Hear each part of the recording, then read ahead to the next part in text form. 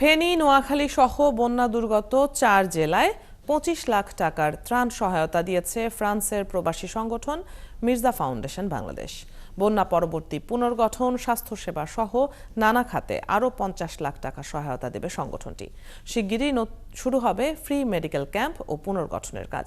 France প্রতিনিধি ফয়সাল আহমেদ দ্বীপের তথ্য ও ছবিতে জানাচ্ছেন মাহফুজুর রহমান।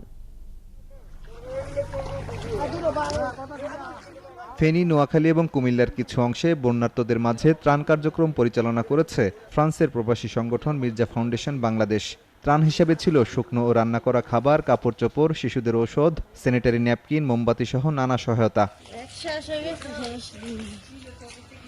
একই সাথে ফেনীর ছাগলনাইয়া ও ফুলগাজীতে উদ্ধার অভিযানও চালিয়েছে তারা। ভোলাসহ বিভিন্ন জেলায় বন্যার পানি এবং নৌকা সংকটে ব্যাহত হয়েছে ত্রাণ বিতরণ ও উদ্ধার তৎপরতা। এরপরও সব বাধা পেরিয়ে টানা ৭ দিন ভুক্তভোগী মানুষের কাছে পৌঁছানোর চেষ্টা করেছেন সংগঠনের কর্মীরা। পুনর্বাসন প্রকল্পে আছে যে সমস্ত মানুষগুলা এই বন্যার কারণে সর্বস্ব হারিয়েছেন, যাদের সেই ক্ষমতা নেই ঘুরে দাঁড়ানোর, আমরা চেষ্টা করব আমাদের পক্ষতে তাদেরকে গৃহ নির্মাণ করে দেওয়া, তাদের দোকানপাট থাকলে দোকানপাট করে দেওয়া, যাতে করে তাদের জীবন চলার পথটা সুগম হয় সে ব্যবস্থা করা।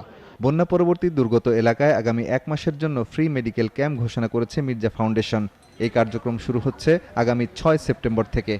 আমাদের মেডিকেল ক্যাম্প শুরু হবে আগামী শুক্রবার থেকে ফেনী, নোয়াখালী এবং কুমিল্লাতে। আমরা মেডিকেল ক্যাম্পে ঘোষণা দিয়েছি, অতি শীঘ্রই আমরা জানাবো। ওই সমস্ত এলাকায় পাবলিসিটি করা হবে, ফ্রিতে চিকিৎসা এবং ওষুধ দেওয়া হবে। এর পরবর্তীতে আমরা পুনর্বাসন কর্মকাণ্ড নিয়েছি, যেটা আমরা আপাতত ফেনী জেলাতে করছি।